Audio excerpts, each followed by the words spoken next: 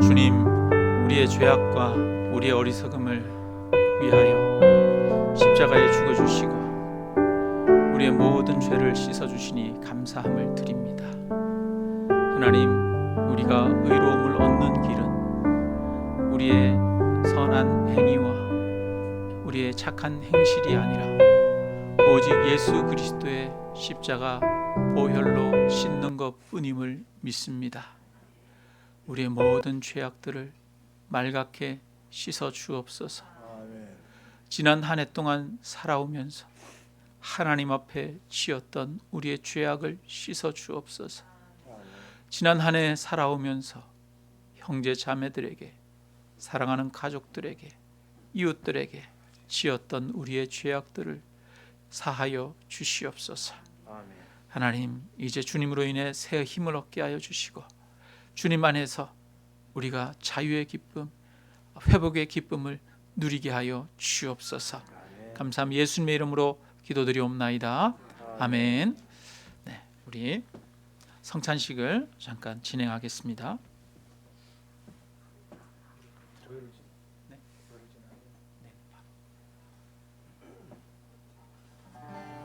보혈을 지나 같이 찬양하시면서 성찬 준비하겠습니다.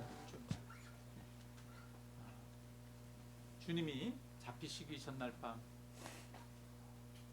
떡을 떼어 제자들에게 주시면서 말씀하셨습니다. 이것은 너희를 위하여 주는 내 몸이니 이것을 먹으라. 또 식후에 잔을 들어 축사하시고 말씀하셨습니다. 이거는 너희 죄를 위하여 흘리는 나의 언약의 피다 말씀하셨습니다. 우리 이 시간 함께 같이 고백하겠습니다. 이것은 우리를 위해서 주신 예수 그리스도의 몸입니다.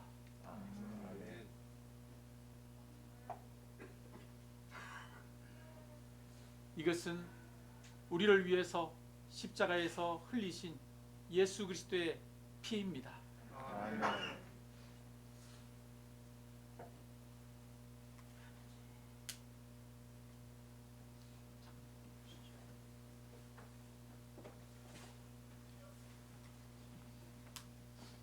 이것은 그리스도의 몸입니다.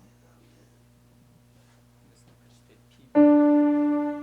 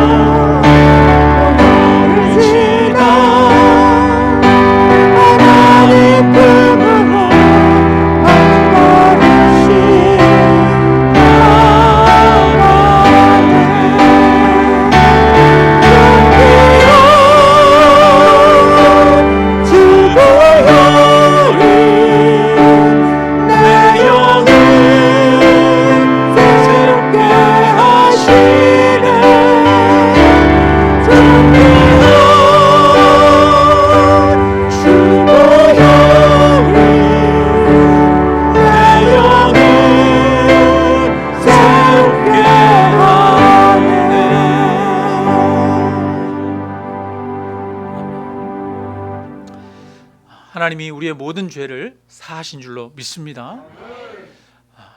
우리 구약 시대에 보면 이스라엘 백성들이 하나님 앞에 제사를 드립니다. 먼저 번제를 드리고 속죄제를 드리고 속건제를 드리고 그 다음에 마지막에 드리는 제사가 뭐냐면 화목제입니다.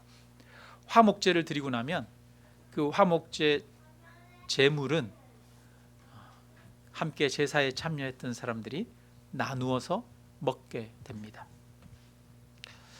그것은 공동체 안에서 서로가 화해하고 화평을 이루는 상징적인 표현입니다.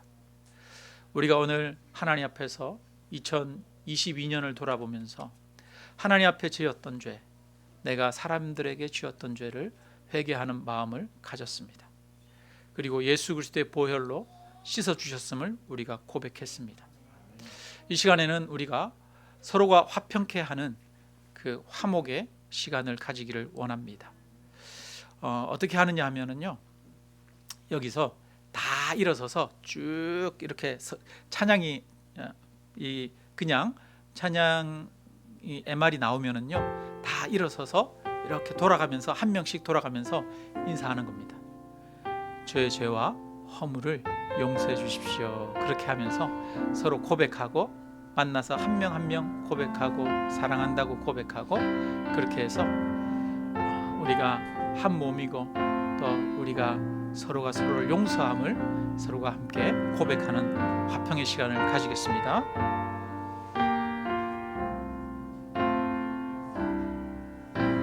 우리 다 같이 일어서셔서 쭉 한번 이렇게 크게 원을 그려서 한번 둘러서 보세요.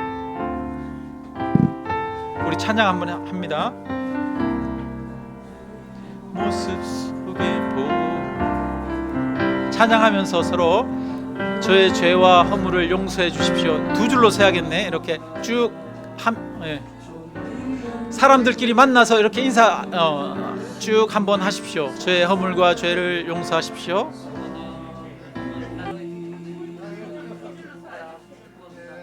두 줄이 되나? 쭉.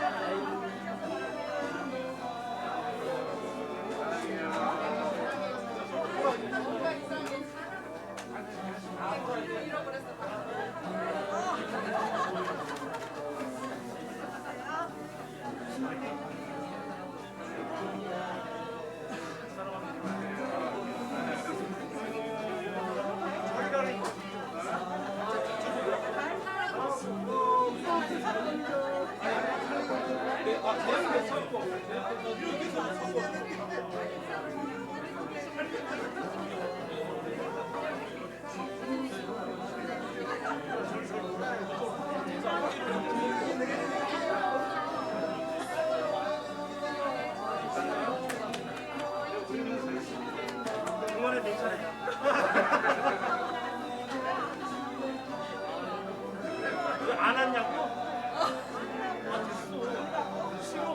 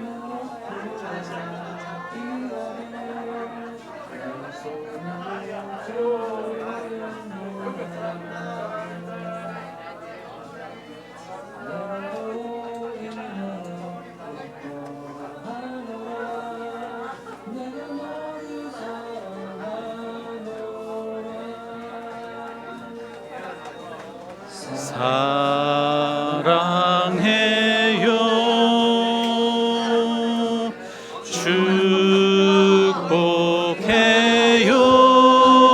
축복해요 당신의 마음에 우리의 사랑을 드려요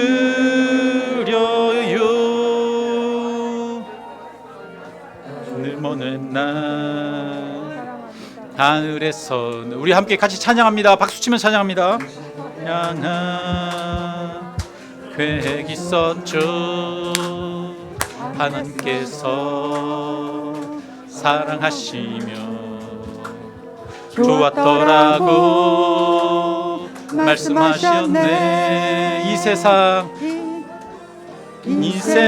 그 무엇보다 귀하게 나의 손으로 창조하였노라 내가 너로 인하여 기뻐하노라 내가 너를 사랑하노라 사랑해요 사랑해요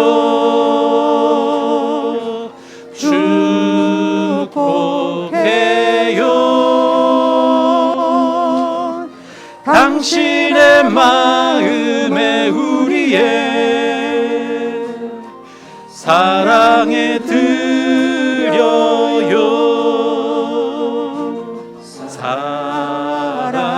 사랑해요 이런 거 할까요? 이런 거요? 여러분 이거 한번 해볼까요? 서로 축복 김은아 집사님 서로에게 이거 한번 합시다 우리 김성기 전도사님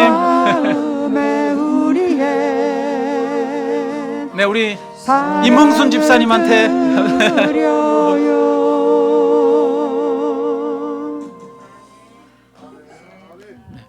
아멘. 네 우리 옆에 분들하고 인사합시다. 다시 한 번 더 사랑합니다 이렇게 한번 합시다. 사랑합니다.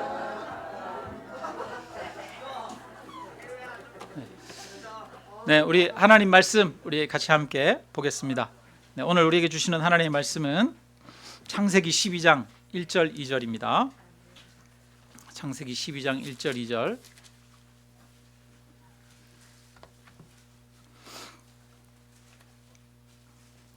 우리 같이 한 목소리로 읽겠습니다. 같이 읽습니다. 여호와께서 아브라함에게 이르시되 너는 너의 고향과 친척과 아버지의 집을 떠나 내가 내게 보여줄 땅으로 가라. 내가 너로 큰 민족을 이루고 내게 복을 주어 내 이름을 창대하게 하리니 너는 복이 될지라. 아멘. 참 오늘 말씀은 우리 성도님들이 참 좋아하는 말씀 중에 하나 같아요. 내가 너로 큰 민족을 이루고 내게 복을 주어 내 이름을 창대하게 하리니 너는 복이 될지라. 그러니까 여러분 얼마나 좋아하겠습니까? 그죠? 이렇게 하나님은 우리에게 복 주기를 원하시는 분이에요. 창세기에 보면 하나님이 사람을 지으시고 그들에게 복을 주시며 이르시되 생육하고 번성하라 땅에 충만하라, 땅을 정복하라, 다스리라 말씀하시죠. 그러니까 하나님은 처음에 사람들을 만드신 후부터 복 주기를 원하시는 하나님이십니다. 우리는 이제 새해를 맞으면서 기대를 가지죠. 새해는 내게 새로운 복과 또 새로운 은혜가 임하기를 기대하는 그런 마음이 있습니다. 하나님께서 우리 모든 성도님들 삶과 가정과 직장 위에 큰 은혜로 복으로 함께해 주실 줄로 믿습니다. 오늘은 이 아브라함을 하나님께 복 주기 위해서 부르시는 내용인데요. 하나님이 이 아브라함을 부를 때 아브라함이 처음부터 하나님을 믿은 사람은 아니었습니다. 아브라함은 갈대아 우르라고 하는 그 지역에 살고 있었거든요. 그런데 거기는 큰 대도시가 있고 달의 신을 섬기는 그런 곳이었습니다. 전설에 의하면 이 아브라함의 할아버지가 우상을 만드는 대장장이었다, 이런 이야기가 있습니다.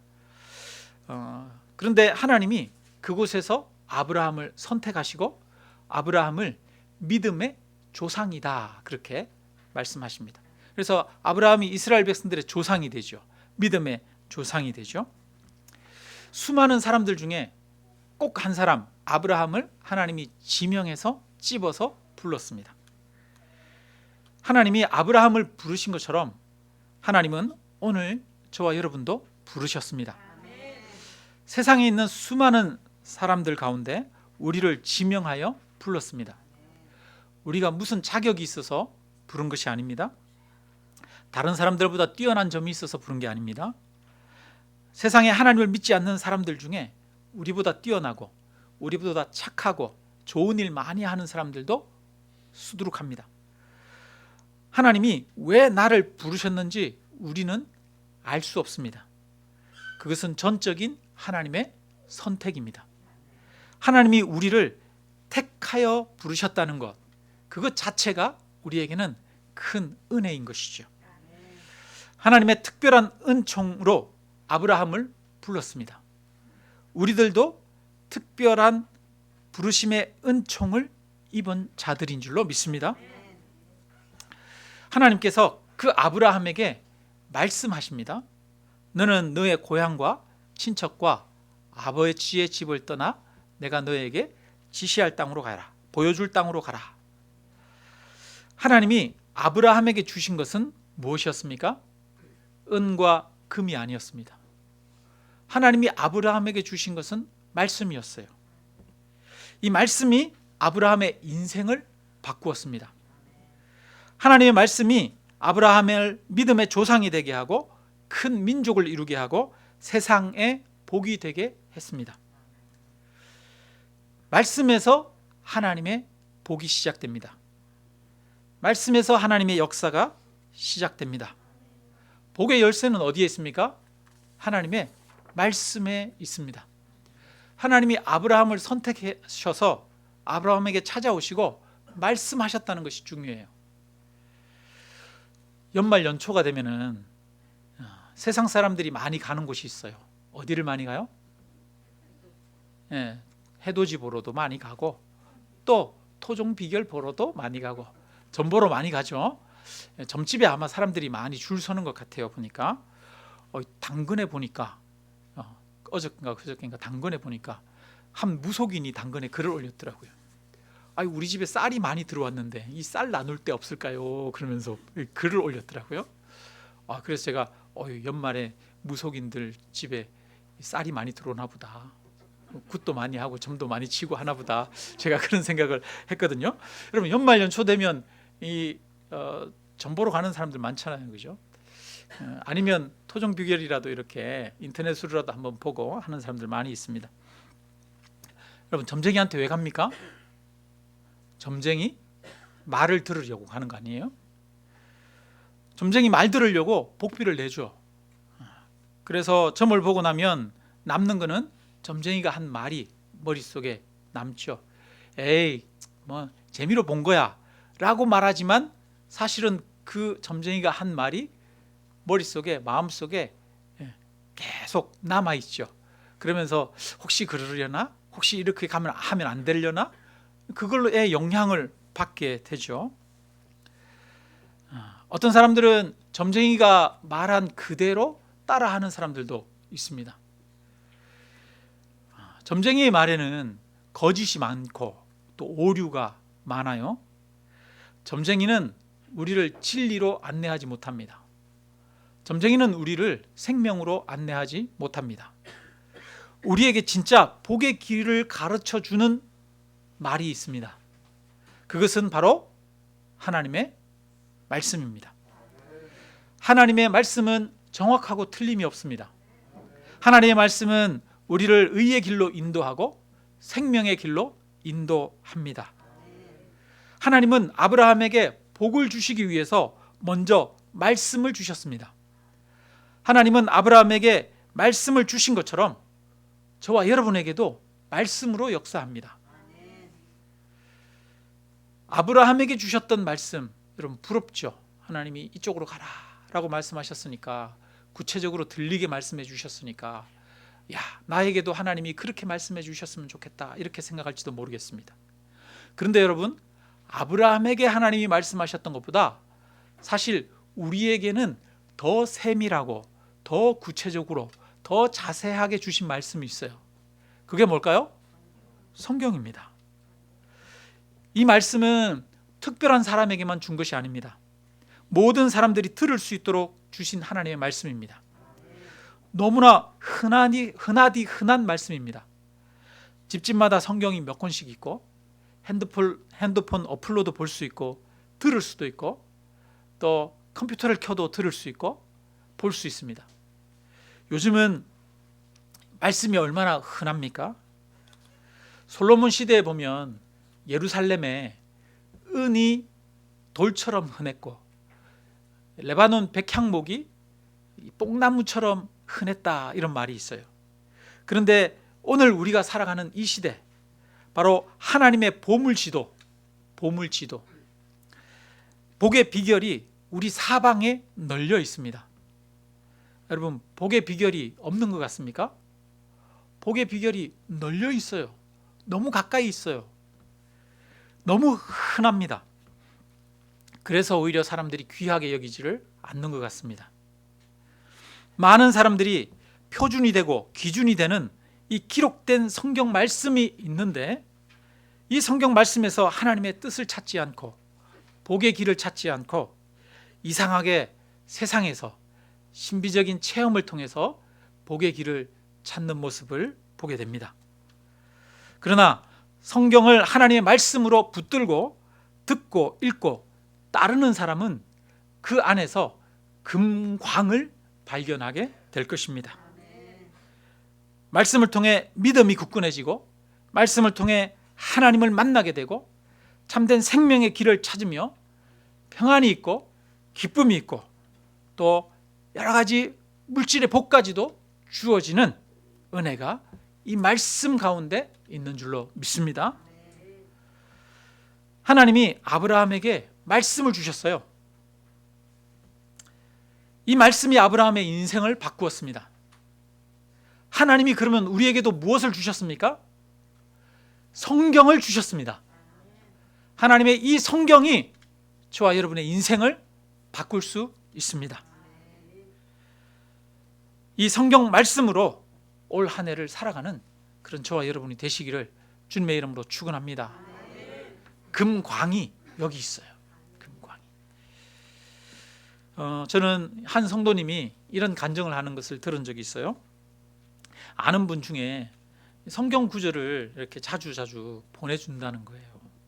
그런데 내가 힘들 때, 또 위로가 필요할 때, 그럴 때마다 기가 막히게 나한테 맞는 말씀을 보내주셔서 그 말씀을 통해서 정말 큰 위로를 받는다는 겁니다.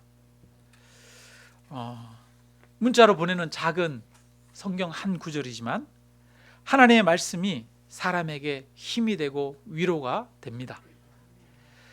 여러분, 사람의 말은 위로를 하는 것 같지만 위로가 안 될 때가 많잖아요. 그죠? 그런데 하나님의 말씀은 우리에게 위로가 됩니다. 왜 그렇습니까? 그것이 하나님의 약속이기 때문인 것이죠. 이런 생각을 해봅니다. 올 한 해 내가 전도하고 싶은 사람, 그런 사람이 있다면 우리가 기도하면서 그 사람을 향해서 떠오르는 말씀, 성경을 찾아보면서 이 사람에게 어떤 말씀이 필요할까 찾아서 그 사람에게 문자로 보내주면 어떨까? 자주 문자로 보내다 보면 혹시 그 말씀이 역사할지 누가 알겠습니까? 사람이 역사하는 것이 아니라 그에게 읽혀지는 하나님의 말씀이 그 마음 가운데 역사해서 그로 하여금 하나님을 알게 하고 만나게 하고 하나님을 예배하고 싶은 마음이 들게 할 수도 있는 것이죠. 말씀을 중심으로 살아가는 삶에 관해서 우리 성도님들에게 좀 더 부탁하고 싶은 말씀이 있어요. 내가 직접 성경을 읽는 것하고 누군가의 설교를 듣는 것하고는 좀 달라요. 설교가 쉽고 설교가 또 감동도 되고 좋기는 해요. 그런데 여러분, 설교보다 더 확실한 것은 내가 읽고 듣고 깨달은 말씀이에요. 내가 하나님이 내게 주신 말씀, 그 말씀이 내게 정말 살아있는 말씀이 되는 것이죠. 요즘 유튜브 같은 데 보면 참 걱정이 많이 돼요. 이상한 설교가 너무 많아요. 구독자가 10만, 20만 되는데 들어보면 다 이단적인 것들이야. 너무 잘못된 이런 설교를 우리 한국의 그리스도인들이 추종하면서 듣고 따르고 있는 그런 모습을 보게 돼요. 그래서 저는 목사님들의 너무 많은 설교를 쫓아다니면서 듣지 마라. 물론 검증된 분들의 설교를 듣는 것도 중요합니다. 좋습니다. 그런데 확실하게 확인된 것들을 들어라.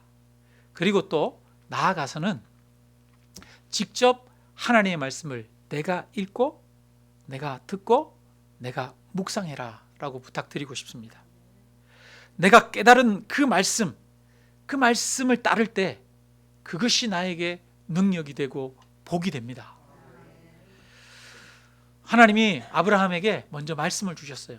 그런데 그러면 그 말씀을 아브라함에게만 주셨느냐? 누구에게도 주셨어요? 우리에게도 주셨어요. 아브라함에게 주신 것보다 더 확실한 말씀, 더 자세한 말씀, 그 말씀을 저와 여러분에게 주셨어요. 그렇다면 저와 여러분은 아브라함이 받은 그 복보다 더 큰 복을 받을 수 있는 사람들인 것이죠. 그래서 이 말씀을 통해 아브라함에게 주신 그 복보다 더 좋은 그 길들을 발견하고 누리는 저와 여러분이 되기를 바랍니다. 자, 이제 하나님이 아브라함에게 하신 말씀의 내용을 한번 살펴보겠습니다. 아브라함에게 이르시되 너는 너의 고향과 친척과 아버지의 집을 떠나 내가 내게 보여줄 땅으로 가라, 이렇게 말해요. 하나님이 첫 번째 요구하시는 것 무엇입니까? 떠나라라고 하는 거예요. 여러분, 떠나는 것은 사실은 굉장히 충격적인 말씀입니다. 한편으로는 위험한 말씀이에요. 정말 하기 싫은 말씀이기도 해요. 그런데 하나님은 아브라함에게 떠나는 것을 가장 먼저 말씀하십니다. 여러분, 떠나는 것이 중요해요. 신앙생활은 떠나는 것에서 비로소 시작이 되어집니다. 이스라엘 백성들의 역사를 보면 떠남으로써 하나님을 만나는 사람들이 많이 있어요. 아브라함이 갈대아 우르에서 떠나서 하나님을 만나게 되어지죠. 야곱은 보면 형 에서를 떠나 밧단 아람으로 가는 길 중간에 베들에서 하나님을 만납니다. 요셉은 노예로 팔려 애굽으로 떠나서 거기에서 하나님의 형통의 역사를 경험하게 되죠. 애굽에 안주하고 살던 야곱의 후손들이 그 애굽에서 떠나 가나안 땅으로 오는 과정에서 광야에서 하나님의 놀라운 역사를 체험하고 한 민족을 이루게 되어집니다. 제가 이 말씀을 준비하다가 대학 1학년 때 있었던 사건이 떠올라요. 제가 그때 이제 서울에서 학교를 다니다가 시골 집을 가느라고 김천에 이렇게 버스 정류장을 가고 있었는데 버스 정류장을 가는데 한 할아버지가 걸어가는데 저를 불러요. 길바닥에 앉아가지고 이렇게 점을 치는 분이셨어요. 점을 치는 분이 저를 부르더라고요. 이봐 젊은이 불러요. 그래가지고 저는 처음에 관심도 없는 사람이라고, 그리고 돈도 없다고 그러면서 이렇게 갔어요. 그냥 외면하고 가는데 그 할아버지가 저한테 한마디 하더라고요. 여기 말고 멀리 떠나야 돼 그러더라고요. 말이 지금도 기억에 나요. 저보고 멀리 떠나라 그러더라고요. 그 아저씨가 어떻게 알았는지 지금 제가 보니까 고향을 떠나 있어요. 네. 여러분 여기 고향 떠나오신 분들 많죠. 근데 그때는 다들 김천, 저기 경상북도 김천이라고 하는 작은 시골 동네, 거기서 사는 게 아니라 떠나야 한다라고 생각하는 게 당연하던 시절이에요. 사람이 나면은 어디로 보내고? 서울로 보내고, 말이 나면 어디로 보내라고요? 제주도로 보내라고, 그런 말이 있잖아요. 그 당시에는 누구나 다 대도시에 가서 살아야 된다라고 생각했어요. 그래서 저 같은 경우는 그 시골 동네, 촌동네에서 떠나는 것이 유익하다, 이게 사실은 맞는 말이기도 해요. 자연스러운 거기도 합니다. 그런데 지금 아브라함의 입장과는 전혀 달라요. 아브라함은 반대입니다. 아브라함은 저 시골 촌구석에 사는 그런 사람이 아니었어요. 아브라함은 가장 안정적이고 큰 대도시에 사는 사람이었어요. 요즘 우리나라 사람들이 그런 말을 하더라고요. 젊은이들이 이 경기도를 떠나면 다시 서울로 돌아올 수가 없다, 이런 말들을 하더라고요. 그래서 서울에서 떠나서 경기도로 가고, 경기도에서 떠나서 저 지방으로 가면 다시는 서울로 못 돌아온다, 이런 말들을 젊은이들이 해요. 그래서 서울 떠나면 안 된다는 얘기잖아요, 그죠? 될 수 있으면 서울에 붙어 있어야 된다고 젊은이들이 그런 얘기를 하는데, 이 아브라함은 서울과 같은 대도시, 가장 큰 도시에 살아가는 사람이었어요. 거기에는 안정적입니다. 평안하죠. 군사가 있어서 외적으로부터 또 그들을 보호하고 지켜줍니다. 익숙하고 평안한 곳이죠. 삶의 모든 터전이 그곳에 있습니다. 이곳에 살면 아브라함은 잘 살 수가 있어요. 안주하고 싶은 곳이고, 또 절대로 떠나지 않는 그런 곳입니다. 그런데 하나님은 거기를 떠나라고 하는 거예요. 왜 하나님이 아브라함을 거기에서 떠나라고 하셨을까요? 그 길을 떠나지 않으면 하나님을 만날 수 없기 때문에, 하나님을 경험할 수 없기 때문이죠. 거기는 우상을 섬기는 우상의 도시이기 때문이죠. 거기에는 대도시여서 하나님을 의지하지 않고도 인간의 노력과 인간의 힘을 의지해서 살아갈 수 있는 곳이기 때문에, 오히려 하나님은 하나님이 없으면 살 수 없는 곳으로 아브라함을 떠나라고 말씀하십니다. 가족과 친척, 시족을 중심으로 형성된 고대 시대죠. 여러분 요즘도 그런 말들이에요. 귀촌하면 시골에 귀촌 하시는 분들이 많이 있죠. 귀촌하면 뭐 때문에 힘들다? 텃세 때문에 힘들다, 이런 이야기 하시는 분들이 있어요. 요즘도 보면 그 시골 마을이나 이런 데는 그 일가들이 같이 사는 그런 씨족들이 같이 사는 그런 동네들이 있죠. 그런데 여러분 2000년 전에, 한번 2000년도 아니죠, 3500년 정도 이전이겠네요. 아브라함 시대니까 훨씬 이전이잖아요. 고대 시대, 전 세계 인구가 뭐 1, 2억 정도밖에 안 되던 그런 시대예요. 곳곳에 가면 짐승이나 여러 가지 환경의 위협과 재앙들이 있는 그런 시대죠. 그런 시대 사람들은 씨족 중심으로 모여 살아요. 그리고 아브라함은 그 씨족들이 있는 본토 친척 아비 집에 같이 살고 있고, 대도시를 형성하고 거기에서 살고 있어요. 그런데 거기에서 떠나서 하나님이 지시하는 곳으로 간다는 것은 사실은 부족 국가들이 다 부족들이 살고 씨족들이 사는데 혼자서 살아가는 거잖아요. 그러니까 너무 위험한 거예요. 생명의 위협을 느낄 수밖에 없어요. 그래서 아브라함의 이야기를 보면 아브라함의 생명의 그 위협을 얼마나 많이 느꼈는지 알 수 있어요. 아브라함이 사라한테 이야기하죠. 여보, 당신이 너무 이뻐가지고 사람들이 당신을 취하기 위해 어떻게 할지 모르니? 나를 죽이고 당신을 빼앗아 갈지 모르니 나를 남편이라고 하지 말고 누구라고 불러다오? 오빠라고 불러다오. 이렇게 이야기하잖아요. 이 이야기 속에 보면 아브라함이 생명의 위협을 얼마나 많이 느꼈는지 알 수가 있어요. 그러니까 갈대아 우르를 떠난다는 것은 불안한 것입니다. 모든 삶의 기반이 무너지는 것이고 심지어는 생명의 위협을 느낄 수밖에 없는 그런 상황이에요. 그런데도 하나님은 떠나라고 하시는 것이죠. 떠나는 것은 불안하고 위험한 것입니다. 나를 보호해주고 안정감을 느끼게 하고 만족하게 하던 것들, 내가 의지하던 것들을 버리는 것입니다. 그런데 신앙생활에서는 이 떠남이 정말 중요합니다. 떠나야 새로운 곳으로 갈 수 있어요. 떠나야 하나님이 주시는 땅을 얻을 수 있습니다. 그릇은 비워야 그 안에 채울 수 있죠. 비우지 않으면 채울 수 없습니다. 하나님이 우리에게 복을 주시기를 원하는데 떠나지 않으면 복을 주실 수가 없는 거예요. 그래서 하나님은 채워주시기 위해서 떠나라고 하시고 또 우리에게 부어주시기 위해서 비우라고 말씀하십니다. 하나님이 우리 안에 성령으로 채우시기를 원하십니다. 그래서 하나님은 먼저 너희는 잘못된 삶의 방식을 회개하고 버리라고 말하지요. 죄를 떠나고 죄를 버리라고 말합니다. 우리가 죄를 회개하고 버릴 때 성령이 우리 안에 오셔서 우리를 채워주시는 것이죠. 자기가 삶의 주인 된 것을 버려야 합니다. 자기가 의지하던 것들을 버려야 합니다. 그리고 하나님을 의지해야 하는 것이죠. 하나님이 내 삶을 새롭게 인도하기 위해서는 내가 선택한 나의 삶의 방식과 내 계획과 내 목적을 버리라고 말씀하십니다. 하나님이 아닌 다른 것들에서 구하던 내 삶의 만족과 평안을 버리라고 말씀합니다.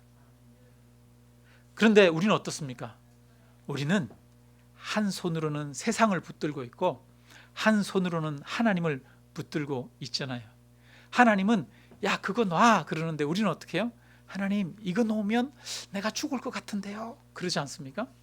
그러면서 하나님도 온전히 붙잡지 못하고 그렇다고 또 이 세상도 온전히 붙잡지 못하고 우리는 양갈래 것을 다 잡기 위해서 아둥바둥 그렇게 살아가고 있지는 않습니까? 우리에게 왜 하나님의 능력과 하나님의 역사가 나타나지 않습니까? 우리가 두 손으로 하나님을 붙들어야 하는데 두 손으로 하나님을 붙들지 않고 세상에서 우리가 떠나야 하는데 떠나지 않고 한 손이 여전히 내가 원하는 것, 내 만족, 내 즐거움, 내 삶의 방식, 내 과거, 내 죄악들을 붙들고 있기 때문 아니겠습니까? 예수님께서 말씀하십니다. 누구든지 나를 위하여 목숨을 버리면 버리라고 말합니다. 그러면 찾으리라. 버려야 찾습니다. 잃어야 찾습니다. 예수님의 제자들은 모두 떠난 사람들이에요. 버린 사람들입니다. 저희가 그물을 버려두고 예수를 쫓으니라. 저희가 배와 부친을 버려두고 예수를 쫓으니라. 이렇게 성경은 기록하고 있습니다. 그들이 하던 것들을 버려두고 예수를 쫓았습니다. 떠나야 새로운 길을 갈 수 있고 버려야 새로운 것을 얻을 수 있습니다. 그러면 우리가 여기서 버리고 떠나야 하는 것은 무엇입니까? 2022년이 끝나고 이제 2023년 새해를 맞습니다. 분명히 우리에게도 떠나고 버려야 할 것들이 있습니다. 내가 의지하던 것들, 내가 기대하는 것들, 내가 살아가던 나의 삶의 방식들, 내가 사람들을 대하던 태도들, 여러 가지 그런 것들 중에 버려야 할 것들이 많이 있을 것입니다. 저는 오늘 우리가 나는 무엇을 버려야 할까를 깊이 생각해 보는 그런 시간이 되었으면 좋겠습니다. 나의 습관, 버릇, 생각 중에 여러분 버려야 할 것들을 한번 생각해 보십시오. 버려야 할 것들을 버려야 잘 버려야 새롭게 시작이 됩니다. 버리는 것이 복입니다. 버리지 못하면 새로운 시작이 이루어질 수 없습니다. 아브라함은 모든 것을 다 떠나보내는데 금방 떠나보낸 게 아니에요, 여러분. 오랜 시간이 걸렸습니다. 하나님이 갈대아 우르에 사는 이 아브라함한테, 야, 너는 내가 떠나서 갈대아 우르를 떠나서 내가 너에게 가르치는 땅으로 가, 지시하는 땅으로 가, 그렇게 말했는데 아브라함이 어디로 가느냐면 하란으로 갑니다. 근데 하란에 갔다가 그 하란에서 눌러 살아요. 그 아버지 데라가 죽을 때까지 그 하란에 살다가 아버지가 죽고 나서야 비로소 다시 길을 떠나기 시작해서 가나안 땅으로 오게 됩니다. 온전히 떠나는 데는 오랜 시간이 걸렸어요. 여러분, 우리도 마찬가지입니다. 무언가 버리고 떠나는 것은 쉽지 않습니다. 오랜 시간 떠나지 못하는 것들이 있을 수 있습니다. 나의 삶을 발목 잡고 있는 것들이 있는데, 이건 내가 버려야 되는데 라고 생각했던 것들이 있는데, 오랜 시간 떠나지 못하는 것들이 여러분 우리 각자 다 있지 않습니까? 그러나 여러분, 실패했더라도 우리는 반복해서 새롭게 결단해야 합니다. 여러분, 오늘 다시 결단하십시오. 내 삶에서 떠나보내고 버려야 할 것들을 깨닫고 버리기로 결단하십시오. 제가 이 말씀을 드릴 때 생각나는 거 있습니까, 여러분? 여러분, 오늘 결단하십시오. 그러면 새해부터 하나님께서 새로운 삶을 열어주실 것입니다. 그 다음에 이어서 하나님 말씀하십니다. 내가 내게 뭐 할 땅으로 가라? 보여줄 땅으로 가라, 이렇게 말해요. 여러분, 하나님이 떠나면 새로운 땅을 보여주십니다. 아브라함은 하나님이 보여주시는 땅으로 가야 했습니다. 아브라함이 가고 싶은 대로 가는 게 아니에요. 내 생각대로 가는 것이 아닙니다. 아브라함이 마음에 드는 대로 가는 것이 아니에요. 하나님이 보여주시는 곳으로 가야 하는 것이었습니다. 그래서 신앙생활은 나 중심에서 하나님 중심으로 바뀌는 것이지요. 내가 내 마음대로 하다가 내 마음이 아니라 하나님 마음대로, 하나님 뜻대로 하게 되는 게 신앙생활이잖아요. 나에게서 떠나서 하나님께로 가는 것, 이게 신앙생활이지 않습니까? 여러분, 나에게서 떠나서 하나님 중심으로 돌아설 수 있기를 주님의 이름으로 축원합니다. 아브라함이 생각했다면, 아브라함이 이 생각대로 했다면 아마 이 가나안 땅까지는 오지 않았을 거예요. 하란에서 가나안 땅까지 1100km나 걸립니다. 그리고 이 가나안 땅은 결코 이 풍요로운 땅이 아닙니다. 굉장히 척박한 땅입니다. 이 가나안 땅에 있을 때 기근이 들었어요. 그래서 아브라함이 애굽으로 내려갔습니다. 애굽으로 내려갔더니 거기에는 물이 넉넉하고 거기에는 살기가 좋아요. 아브라함이 보기에는 어디가 더 좋아요? 애굽이 더 좋아요. 그런데 애굽에 갔다가 바로 왕에게 아내 사라를 빼앗겼어요. 하나님이 주신 땅은 애굽이 아니었어요. 하나님이 아브라함에게 주신 땅은 가나안 땅이었습니다. 아브라함은 내가 원하는 땅이 아니라 하나님이 보여주시는 땅으로 가야 했습니다. 자기 중심으로 살아가던 삶에서 하나님 중심으로 살아가는 삶을 이후에도 훈련해야 했던 것이지요. 이것이 오늘 우리가 훈련해야 하는 삶입니다. 2023년 한 해 나를 떠나보내고 하나님 중심으로 살아가는 것을 훈련하는 그런 저와 여러분이 되시기를 바랍니다. 이어서 2절에 말씀합니다. 2절 우리 같이 한번 읽어볼까요? 내가 너로 큰 민족을 이루어 내게 복을 주어 내 이름을 창대하게 하리니 너는 복이 될지라. 네, 아멘. 여러분, 하나님이 아브라함에게만 복을 주시는 게 아니에요. 하나님이 아브라함에게 너는 복이 될지라 이렇게 말해요. 그리고 나서 너로 인해서 모든 족속이 복을 얻으리라 이렇게 말합니다. 여러분, 하나님은 우리에게만 복을 주시는 분이 아니에요. 하나님은 우리가 복이 되게 하는 분이십니다. 하나님이 에덴에 물이 나게 하셨습니다. 에덴에 샘의 근원이 있었어요. 그런데 이 에덴에서는 물이 흘러 넘쳐가지고 내 강이 되어지죠. 에덴에서 흘러 넘치는 물은 사방으로 내 강이 되어서 흘러가게 되어집니다. 이게 하나님의 역사예요.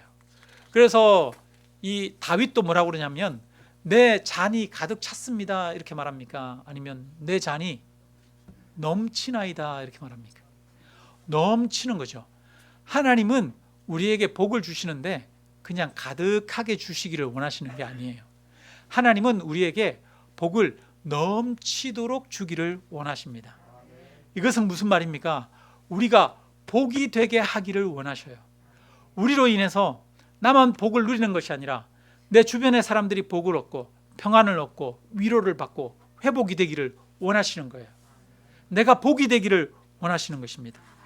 그래서 아브라함이 떠나고 하나님이 지시하는 땅으로 가면 하나님이 아브라함으로 하여금 복이 되게 하십니다. 그처럼 우리가 하나님 내 중심이 아니라 하나님을 중심으로 살게 되면 하나님은 우리로 하여금 복이 되게 하십니다. 우리로 하여금 우리 안에서 샘이 넘쳐 흐르게 하십니다. 샘이 솟아납니다. 그것은 내 안에만 머무르는 것이 아니라 샘이 넘쳐 흐르는 것입니다. 이것이 아브라함을 부르신 목적입니다. 그리고 저와 여러분을 부르신 목적입니다. 하나님이 저와 여러분을 부르신 목적이 우리로 하여금 넘쳐 흐르도록 하기 위해서 부르셨다는 거예요. 오늘 우리에게도 이 아브라함의 복이 주어집니다. 나 중심에서 떠나 버려야 할 것들을 버리고 하나님 중심으로 하나님을 따르며 살아가는 자들에게 이 복이 주어집니다. 여러분 2022년이 끝나고 이제 2023년 새해를 우리가 맞이합니다. 여러분 새해를 맞이하면서 이 아브라함의 이 창세기 12장 1절 2절 말씀을 여러분 깊이 한번 묵상해 보시고 내가 떠나야 할 것들 다시 한번 하나님 앞에서 떠나보내고 또 하나님 중심으로 또 하나님의 말씀을 붙들고 살아가기로 새롭게 결단함으로 정말 저와 여러분이 2023년 나에게 하나님의 복이 넘쳤다라고 고백할 수 있게 되기를 주님의 이름으로 축원합니다. 네, 우리 함께